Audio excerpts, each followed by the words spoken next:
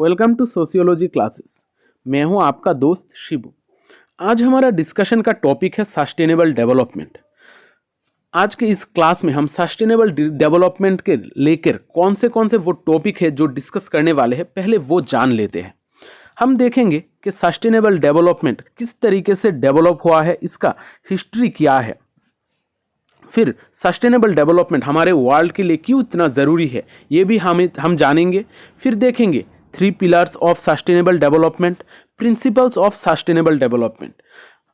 उसके बाद हम 2 अलग तरीके का व्यूज़ देखेंगे सस्टेनेबल डेवलपमेंट को लेकर। एक है कॉन्वर्जेंट व्यू, दूसरा है डाइवर्जेंट व्यू। खास करके जो डाइवर्जेंट व्यू है इसको हम थोड़ा डिटेल में समझने की कोशिश करेंगे, क्योंकि इस डाइवर्जेंट व्यू हमारे सस्टेनेबल डेवलपमेंट को समझने के लिए बहुत एक इम्पॉर्टेंट रोल निभाता है। और आखिर में देखेंगे ऑब्जेक्टिव्स ऑफ सस्टेनेबल डेवलपमेंट। अगर आप मेरे क्लासेस में नए हैं तो चैनल को सब्सक्राइब कर लेना और वीडियो को लाइक और शेयर ज़रूर करना, क्योंकि शेयरिंग इज़ केयरिंग। इस चैनल पे आपको सोशियोलॉजी रिलेटेड बहुत सारे वीडियोस मिलेंगे। यहाँ पर बहुत सारे प्लेलिस्ट्स हैं जिनसे आप चीज़ें इजीली ढूंढकर स्टडी कर सकते हो। तो चलिए आज का ये क्लास हम स्टार्ट करते हैं। हम पहले स्टार्ट करते हैं सस्टेनेबल डेवलपमेंट जो है वो किस तरीके से हमारा कॉन्सेप्ट डेवलप हुआ था। हम सस्टेनेबल डेवलपमेंट की अगर ओरिजिन की बात करें तो ये इसका ओरिजिन यानी कि स्टार्टिंग हुआ था 1972 यूनाइटेड नेशंस कॉन्फ्रेंस में, जो था ह्यूमन एनवायरनमेंट को लेकर। वहाँ पर पहली बार सस्टेनेबल डेवलपमेंट के बारे में बात की गई थी। यहाँ पर बात करने का रीज़न एक नहीं था। यहाँ पर बहुत सारे उसके पहले जो 1960s में बहुत सारे ऐसे पब्लिशिंग वर्क्स थे, बहुत सारे एनवायरमेंटल एक्टिविटीज़ थे जिसके वजह से ये सस्टेनेबल डेवलपमेंट का कॉन्सेप्ट आया था। इसमें से जो प्रोमिनेंट इम्पॉर्टेंट है वो है साइलेंट स्प्रिंग जो रैकल कार्सन ने लिखा था, फिर है ट्रेजेडी ऑफ द कॉमन्स जो गैरेट हार्डिन ने लिखा था, ब्लूप्रिंट ऑफ सर्वाइवल और लिमिट्स टू ग्रोथ। ये जो चीज़ें हैं ये बहुत इन्फ्लुएंस किया था 1972 में सस्टेनेबल डेवलपमेंट के कॉन्सेप्ट को स्टार्ट करने के लिए। यहाँ पर उस टाइम पीरियड पे हमारा जो इंडस्ट्रियलाइजेशन था, इंडस्ट्रियलाइजेशन के वजह से हमारा एनवायरनमेंट बहुत ही ख़राब पोजीशन पर जा रहा था। लोगों में बीमारी फैल रही थी और जो लोग जिनके पास ज़्यादा पैसा है वो अमीर होते जा रहे थे, जिनके पास खासकर कैपिटल था, जिनके पास सोर्सेस थे जिसके द्वारा वो लोगों को कंट्रोल कर पाएंगे, वो ज़्यादा डेवलप हो रहे थे और जो गरीब थे वो दिन ब दिन गरीब ही होते जा रहे थे। इस तरीके का चीज़ों को लेकर ये सस्टेनेबल डेवलपमेंट का फर्स्ट स्टार्टिंग हम देखते हैं। फिर ये सस्टेनेबल डेवलपमेंट को हम अच्छी तरीके से देखते हैं ब्रुंडलैंड कमीशन रिपोर्ट में। वहाँ पर सस्टेनेबल डेवलपमेंट को लेकर बहुत सारी बातें की गई थी और ये सस्टेनेबल डेवलपमेंट का जो कॉन्सेप्ट है ये उस पोजीशन पे 1987 में जो ब्रुंडलैंड कमीशन रिपोर्ट था उसमें ये मोमेंटम गेन करता है। उस रिपोर्ट का जो नाम है वो है आवर कॉमन फ्यूचर। वहाँ पर सस्टेनेबल डेवलपमेंट को डिफाइन किया गया था कि कौन से डेवलपमेंट को हम बेसिकली सस्टेनेबल डेवलपमेंट कहेंगे। यहाँ पर जो डेफिनेशन है ये आप लोगों को एज इट इज़ याद रखना होगा, क्योंकि ये हमारे लिए बहुत ज़रूरी है और एग्जाम के पॉइंट ऑफ व्यू से भी ये इम्पॉर्टेंट है। Sustainable development means development that meets the needs of the present without compromising the ability of future generations to meet their own needs, improved living standards for all, better protection and managed ecosystem and a safer, more prosperous future।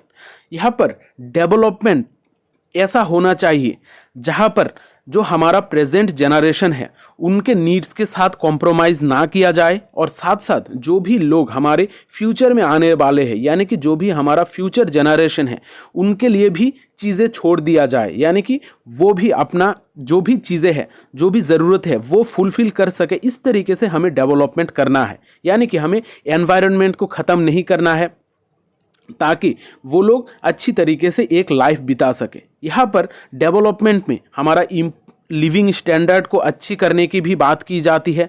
यहाँ पर better protection और managed ecosystem की भी बात की जाती है, यानी कि हमारा आसपास का जो एनवायरनमेंट है, इकोसिस्टम है, इसको सेफ रखने की बात की जाती है ताकि हमारा जो फ्यूचर है वो सिक्योर हो। खासकर जो फ्यूचर जनरेशन के लोग हैं उनके लाइफ हम सिक्योर कर पाए और वर्ल्ड को एक बेहतर रहने की जगह बना पाए। यहां पर ये जो सस्टेनेबल डेवलपमेंट है इसकी बेसिकली ज़रूरत क्या थी, ये इतना इम्पोर्टेंट क्यों था। यहाँ पर हम इंडस्ट्रियल रिवॉल्यूशन के वजह से जो इंडस्ट्रीज अलग अलग जगहों पर एस्टैब्लिश्ड होने लगी थी, इंडस्ट्रियलाइजेशन बहुत ज़्यादा बढ़ने लगा था, इसके वजह से हमारा क्लाइमेट में बहुत ज़्यादा बदलाव हम देख सकते हैं। वहाँ पर जो टेम्परेचर है हमारा वर्ल्ड का वो धीरे धीरे इंक्रीज होने लगा। फिर वेदर में हम बहुत एक्सट्रीम टाइप ऑफ चेंजेस देखने लगे। साथ साथ हमारा जो समुद्र का पानी है उसका लेवल भी धीरे धीरे ऊपर आने लगा, यानी कि क्लाइमेट में हम चेंजेस देखने लगे। साथ साथ स्कैर्सिटी ऑफ रिसोर्सेस, यानी कि हमारा जो रिसोर्सेस है वो धीरे धीरे ख़त्म होने लगी, जैसे कोयला, पेट्रोल, ये जो चीज़ें हैं ये सारी चीज़ें लोग ज़्यादा से ज़्यादा लेने लगे अपने फ़ायदे के लिए, ये सारे चीज़ें खर्च करने लगे, यानी कि हमारा जो रिसोर्सेस है वो ख़त्म होने लगी। और साथ साथ हम यहाँ पर देखते हैं over exploitation of natural resources, यानी कि हमारा जो पेड़ पौधे हैं इन सारे चीज़ों को एक्सट्रैक्ट किया जा रहा था। जो समुद्र में मछली है या फिर जो नदी में मछली है, ये सारे चीज़ों को भी ज़्यादा एक्सट्रैक्ट किया जा रहा था। यहाँ पर ओवर एक्सप्लॉइट किया जा रहा था हमारा नेचुरल रिसोर्सेस के लिए। इस वजह से हमें एक ऐसा पॉलिसी की ज़रूरत थी, एक ऐसा चीज़ की ज़रूरत थी जो हमारे एनवायरनमेंट को भी प्रोटेक्ट करे और साथ साथ हमारा जो डेवलपमेंट है उसको भी आगे बढ़ाते रहे। इसी चीज़ को मद्देनज़र रखते हुए हमारा जो सस्टेनेबल डेवलपमेंट का कॉन्सेप्ट था, ये कॉन्सेप्ट जनरेट होता है। यहाँ पर सस्टेनेबल डेवलपमेंट का 3 पिलर्स है, इकोलॉजिकल सस्टेनेबिलिटी, सोशल सस्टेनेबिलिटी और इकोनॉमिक सस्टेनेबिलिटी। यानी कि यहाँ पर हमारा इकोलॉजी को बचाने की बात की जा रही है, यानी कि इकोलॉजी को सस्टेन करने की भी बात की जा रही है, जहाँ पर हमारा आसपास का जो एनवायरनमेंट है वो बेहतर रहे ताकि पोल्यूशन कम हो। फिर हमारा सोशल सस्टेनेबिलिटी, यानी कि लोग, जो भी लोग हैं यहाँ पर वो सारे ग्रोथ का हिस्सा बन सके, डेवलपमेंट का हिस्सा बन सके। यहाँ पर इनइक्वलिटी कम करने की बात की जा रही है, लोगों में भेदभाव कम हो, लोगों को इक्वल अपॉर्चुनिटीज़ मिले, इसी को सोशल सस्टेनेबिलिटी कहा जाता है। फिर हम देखते हैं इकोनॉमिक सस्टेनेबिलिटी, यानी कि हर किसी के पास पैसा हो, हर जो कंट्री है, जो भी गरीब कंट्री है उसके पास भी इक्वली पैसा हो। इस तरीके से ये 3 पिलर्स को लेकर सस्टेनेबल डेवलपमेंट का कॉन्सेप्ट आगे बढ़ता है। और ये जो 3 पिलर्स है ये एक दूसरे के साथ इंटरलिंक्ड है और साथ साथ एक दूसरे के ऊपर डिपेंडेंट भी है। अब देखते हैं प्रिंसिपल्स ऑफ सस्टेनेबल डेवलपमेंट। जब हम प्रिंसिपल्स ऑफ सस्टेनेबल डेवलपमेंट की बात करते हैं, ये प्रिंसिपल बेसिकली दिए गए थे एजेंडा 21 जो हुआ था रियो में 1992 में। इस एजेंडा 21 को कहा जाता है ग्रीन पथ्स टू द फ्यूचर या फिर रियो डिक्लेरेशन। अब यहाँ पर जो रियो में जो डिक्लेरेशन लिया गया था, यहाँ पर बहुत सारे अलग अलग तरीके का हाइलाइट्स थे। इस डिक्लेरेशन में बहुत सारे चीज़ों को डिस्क्राइब किया गया था। इन सारे चीज़ों को हम एक साथ एक 27 प्रिंसिपल के ज़रिए समझ सकते हैं। इन 27 प्रिंसिपल के ज़रिए इसको हम प्रेजेंट कर सकते हैं। लेकिन यहाँ पर अगर हम 27 प्रिंसिपल्स डिस्कस करने लगे तो हमारा क्लास बहुत लेंदी हो जाएगा और इतना ज़्यादा चीज़ों का डिस्क्राइब करना भी हमारे लिए एग्जाम में इतना ज़्यादा ज़रूरी नहीं है। इस वजह से अगर आप लोगों को ज़रूरत पड़ी तो आप लोग ये 27 प्रिंसिपल्स बुक में से दिख लीजिएगा। हम यहाँ पर जो इम्पॉर्टेंट प्रिंसिपल्स है सस्टेनेबल डेवलपमेंट को लेकर उनके बारे में थोड़ा जान लेते हैं। यहाँ पर 6 मैंने इम्पॉर्टेंट प्रिंसिपल्स दिए हैं जो हमारे सस्टेनेबल डेवलपमेंट के लिए बहुत ज़्यादा ज़रूरी है, जो एजेंडा 21 में बताया गया है। यहाँ पर इंटर जनरेशनल इक्विटी की बात की गई है। इंटर जनरेशनल यानी कि एक ही जनरेशन के जो लोग हैं उनके बीच में इक्विटी होना चाहिए, यानी कि ऐसा नहीं होना चाहिए कि कोई इंसान ज़्यादा अमीर है, कोई इंसान ज़्यादा गरीब है। लोगों के बीच में एक इक्विटी होना चाहिए, लोगों में भेदभाव कम होनी चाहिए। फिर है use and conservation of natural resources, यानी कि हमारा जो नेचुरल रिसोर्सेस है, हमारे पेड़ पौधे हैं, ये सारी चीज़ों को हम कंजर्व तरीके से यूज़ करेंगे, यानी कि इसको ओवर एक्सप्लॉइट नहीं करेंगे। इस तरीके का पॉलिसीज भी हम क्रिएट करेंगे। यहाँ पर एनवायरनमेंट की प्रोटेक्शन की भी बात की जा रही है। फिर है द प्रिकॉशनरी प्रिंसिपल, यानी कि हम पहले से ही कुछ प्रिकॉशन यूज़ करेंगे ताकि हमारा जो एनवायरनमेंट है वो खराब ना हो। जैसे हम देखते हैं कि जो हमारा पोल्यूशन लेवल है उसको कम करने के लिए सरकार के द्वारा अलग अलग पॉलिसीज ली जाती है। ये बेसिकली एक प्रिकॉशनरी प्रिंसिपल है, जहाँ पर हम पहले से ही हमारा पोल्यूशन कम हो इस तरीके का प्रिकॉशनरी ले लेते हैं। फिर है द पोल्यूटर्स पेज प्रिंसिपल, यानी कि जो भी लोग पोल्यूट करेंगे, यानी कि जो भी देश ज़्यादा पोल्यूट करेगा उसको ही ज़्यादा भरना भी पड़ेगा, यानी कि उसको ही बेहतर एनवायरनमेंट बनाना पड़ेगा और साथ साथ उसको ज़्यादा पैसा भी देना पड़ेगा ये सारे एनवायरनमेंट को अच्छा करने के लिए। फिर हम देखते हैं principle of liability to help and cooperate. यहाँ पर जो भी डेवलप्ड कंट्री है, जो अंडर डेवलप्ड कंट्री है, इनको हेल्प करने की बात की जा रही है। यहाँ पर अलग अलग कंट्रीज़ के बीच में कोऑपरेशन की बात की जा रही है ताकि हम एनवायरनमेंट को एक बेहतर बना सके और साथ साथ हर किसी को डेवलप भी कर सके। यहाँ पर सस्टेनेबल डेवलपमेंट में बहुत सारे चीज़ों के बारे में बात की गई है। यहाँ पर जब हम सस्टेनेबल डेवलपमेंट की बात करते हैं तो धीरे धीरे ये डेवलपमेंट का जो एजेंडा है ये बहुत बार अलग अलग कॉन्फ्रेंसेस में उठाई गई है, इसको एमेंड भी किया गया है। इसमें से हम धीरे धीरे देखते हैं कि मिलेनियम डेवलपमेंट गोल्स आते हैं, फिर आते हैं हमारा सस्टेनेबल डेवलपमेंट गोल्स। लेकिन ये सारे गोल्स हमारे लिए इम्पोर्टेंट नहीं है। हमारे लिए बेसिकली हम सस्टेनेबल डेवलपमेंट के कॉन्सेप्ट के ऊपर ही यहाँ पर स्टिक करेंगे। यहाँ पर एक चीज़ और आप लोग ध्यान रखिएगा कि ये जो सस्टेनेबल डेवलपमेंट का कॉन्सेप्ट है ये बेसिकली जो बड़े बड़े कंट्रीज़ है, जो लोग ज़्यादा पोल्यूट कर रहे थे उनसे ही निकल कर आया था। इस वजह से ये जो सस्टेनेबल डेवलपमेंट का कॉन्सेप्ट है ये थोड़ा बहुत बायस्ड भी है और साथ साथ इसको लेकर बहुत सारे पॉलिटिक्स भी की जाती है। अब देखते हैं सस्टेनेबल डेवलपमेंट को लेकर दो अलग तरीके का व्यू, एक है कॉन्वर्जेंट व्यू, दूसरा है डाइवर्जेंट व्यू। कॉन्वर्जेंट व्यू में सस्टेनेबल डेवलपमेंट के लिए बात की जाती है, यानी कि हमारे एनवायरनमेंट के प्रोटेक्शन के बारे में बात की जाती है।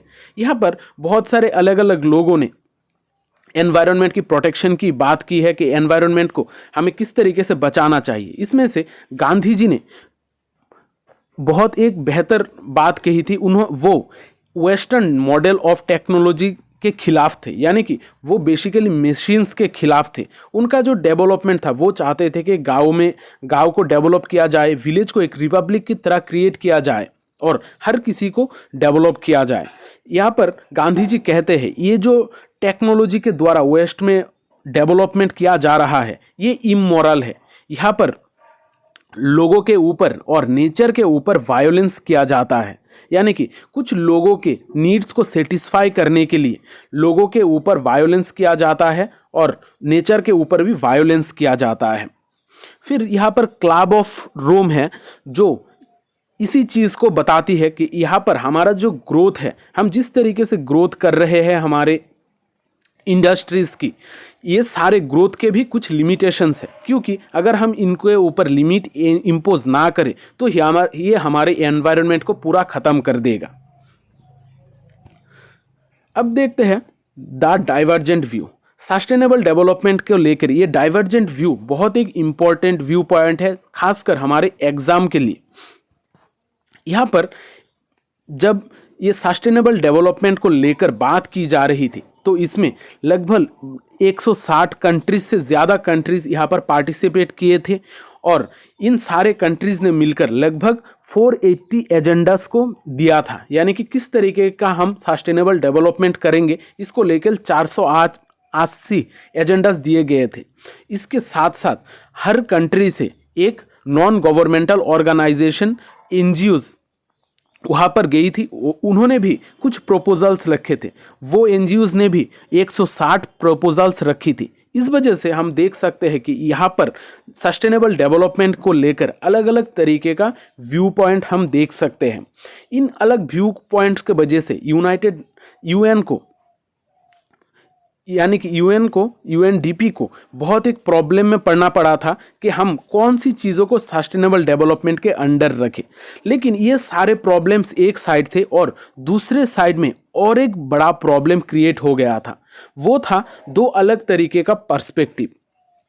एक था जो डेवलप्ड वर्ल्ड है उनका पर्सपेक्टिव, और जो है डेवलपिंग कंट्रीज, इन दोनों के बीच में कुछ मतभेद हुई थी। ये दोनों दो ऑपोजिट साइड की बात कर रहे थे, दो ऑपोजिट तरीके का डेवलपमेंट की बात कर रहे थे। वो लोग कह रहे थे कि हमारा जो एनवायरनमेंट है उसका रीजन अलग अलग है। यहाँ पर जो डेवलप्ड वर्ल्ड है, यानी कि जिनके पास पैसा है, कैपिटल है, जो लोग हमारे वर्ल्ड को खासकर कंट्रोल करते हैं, वो लोग कह रहे थे कि वो लोग जो कर रहे हैं, यानी कि वो लोग जो डेवलपमेंट कर रहे हैं, एनवायरनमेंट का एक्सट्रैक्शन कर रहे हैं, ये सारी चीज़ें सही है। वो लोग अपने जो पोजीशन है इसमें कॉम्प्रोमाइज़ करना नहीं चाहते हैं। यहाँ पर वो लोग खासकर ब्लेम कर रहे थे जो पुअर कंट्रीज़ है, यानी कि जो गरीब कंट्रीज़ है उनको ये लोग ब्लेम कर रहे थे। डेवलप कंट्रीज कह रहे थे कि जो गरीब कंट्रीज है वहाँ पर पॉपुलेशन ज़्यादा इंक्रीज हो रही है, इस वजह से हमारा ग्लोबल एनवायरनमेंट को ज़्यादा थ्रेट है। और ऑपोजिट में जो डेवलपिंग कंट्रीज है वो कह रही थी कि हमारे लिए बेसिकली जो थ्रेट है वो है डेवलप्ड वर्ल्ड, जो trade, environment, resources, economy, technology, knowledge और पॉलिटिक्स के द्वारा हमारा वर्ल्ड का सिनेरियो को बदल रहा है। हमारा वर्ल्ड में जो भी प्रॉब्लम्स है वो बेसिकली डेवलप्ड वर्ल्ड के द्वारा क्रिएट की गई है। खासकर जो एनवायरनमेंटल प्रॉब्लम है, यहाँ पर बड़े बड़े कंट्रीज में जो इंडस्ट्रियलाइजेशन हुआ है इसके वजह से सारे प्रॉब्लम्स क्रिएट हुई है। और उनके हिसाब से ये जो डेवलप्ड वर्ल्ड है यही है हमारा ग्लोबल एनवायरनमेंट, पीस और डेवलपमेंट का इंपॉर्टेंट थ्रेट। इस वजह से हम यहाँ पर देखते हैं दो अलग तरीके का व्यू पॉइंट। एक है डेवलप वर्ल्ड का जो दोष देती थी गरीब कंट्रीज को उनके पॉपुलेशन इंक्रीज की वजह से, और जो डेवलपिंग कंट्रीज है वो दोष दे रही थी डेवलप्ड कंट्रीज को जो ज़्यादा नेचर को एक्सप्लॉइट कर रही थी, एनवायरनमेंट को एक्सप्लॉइट कर रही थी और पोल्यूशन ज़्यादा कर रही थी। इन दोनों के बीच में मतभेद के वजह से बहुत सारे पॉलिसीज़ में थोड़ा रिफॉर्म में थोड़ा दिक्कत आई थी। यहाँ पर एक चीज़ मैं और मेंशन कर देता हूँ, जो बड़े बड़े कंट्रीज़ हैं जैसे खासकर कनाडा, यूएसए, ये सारे कंट्रीज़ सस्टेनेबल डेवलपमेंट का जो एजेंडा है इसको लेने से मना कर दिए थे। बाद में फिर से इन्होंने एक्सेप्ट की थी, लेकिन पहली बार इन्होंने मना कर दी थी कि उनका जो डेवलपमेंट है वो सही है, वो किसी भी चीज़ के ऊपर कॉम्प्रोमाइज़ नहीं करने वाले हैं। अब ये जो सस्टेनेबल डेवलपमेंट है, ये जो पॉलिसी है, इसका बेसिकली मेन ऑब्जेक्टिव्स क्या है। यहाँ पर हमने सस्टेनेबल डेवलपमेंट को ऑलरेडी बहुत सारी चीज़ें डिस्कस कर ली है। इसका मेन ऑब्जेक्टिव्स क्या हम देखते हैं। यहाँ पर रिवाइविंग ग्रोथ, यानी कि जो भी ग्रोथ है इसको हम रिवाइव करेंगे और इसको हम थोड़ा मॉडिफाई करके ग्रोथ का कॉन्सेप्ट को बढ़ाएंगे ताकि हमारा एनवायरनमेंट भी सही रहे और डेवलपमेंट भी चलती रहे। फिर है the changing the quality of growth, यानी कि जो भी हमारा क्वालिटी है ग्रोथ का उसको हम और बेहतर बनाए, यानी कि एनवायरनमेंट का पोल्यूशन ना हो, इस साइड पे भी हम देखें, साथ साथ हमारा ग्रोथ भी आगे चले। फिर है meeting essential needs for jobs, food, energy, water and sanitation, यानी कि हर जगह पर, हर कंट्री में हमें कुछ एसेंशियल नीड्स को फुलफिल कर पाए, इस तरीके का ग्रोथ हमें चाहिए। साथ साथ जो हमारा फ्यूचर जनरेशन है उसके भी नीड्स को हमें फुलफिल करना चाहिए, जैसे जॉब्स, फूड, एनर्जी, वाटर और सैनिटेशन। फिर है हमारा ensuring A sustainable level of population, यानी कि हमारा जो पॉपुलेशन है, वर्ल्ड का पॉपुलेशन है, ये दिन ब दिन बढ़ता ही जा रहा है। इसको हमें कम करना चाहिए और इसको हमें घटाना चाहिए। इसके लिए भी एक हमें पॉपुलेशन का कंट्रोल का पॉलिसी लाना चाहिए। फिर है conserving and enhancing the resource base, यानी कि जो भी हमारा रिसोर्सेस है इसको हमें कंजर्व करना चाहिए, बचाना चाहिए, और साथ साथ हमें टेक्नोलॉजी का यूज़ करते हुए इन रिसोर्सेस को एनहेंस करना चाहिए, यानी कि हम कम चीज़ों से किस तरीके से ज़्यादा रिसोर्सेस तैयार कर सके, कम रिसोर्सेस का यूज़ करके हम किस तरीके से ज़्यादा डेवलपमेंट ग्रोथ ला सके, इसके ऊपर भी हमें ध्यान देना चाहिए। फिर है reorienting technology and managing the risk, यानी कि हमारा जो टेक्नोलॉजी है इसको हमें रीओरिएंट करना चाहिए डेवलपमेंट के लिए, और हमारा रिस्क जो है इसको कम करना चाहिए। फिर है margin environment and economics in decision making, यानी कि जो भी डिसीजन हम लेंगे वो हम एनवायरनमेंट को भी दिमाग में रखेंगे, साथ साथ हमारा इकोनॉमी भी डेवलप हो, इस तरीके का डिसीजन होगा। यहाँ पर एक साइड से डिसीजन नहीं होना चाहिए, सिर्फ एनवायरनमेंट को बचाने के लिए डिसीजन नहीं होना चाहिए या फिर सिर्फ इकोनॉमिक ग्रोथ के लिए डिसीजन नहीं होना चाहिए। यहाँ पर जो भी होगा हम एनवायरनमेंट और इकोनॉमिक्स इन दोनों को मार्च करके इकट्ठा कोई डिसीजन लेंगे, तभी हम हमारा सस्टेनेबल डेवलपमेंट का जो ऑब्जेक्टिव है इसको हम फुलफिल कर पाएंगे। यहाँ पर आज के क्लास में मैंने सस्टेनेबल डेवलपमेंट के रिगार्डिंग बहुत सारे चीज़ें आप लोगों को समझाई है। आशा करता हूँ सारी चीज़ें आप लोगों को समझ में आई है। अगर क्लासेस से आप लोगों को थोड़ा बहुत भी फ़ायदा हो रहा है तो कमेंट करके ज़रूर बताइएगा, और वीडियो को लाइक और शेयर भी ज़रूर कीजिएगा, क्योंकि शेयरिंग इज़ केयरिंग। मिलते हैं अगली क्लास में, तब तक अच्छे रहिए, स्वस्थ रहिए और लोगों में प्यार बांटते रहिए। जय हिंद।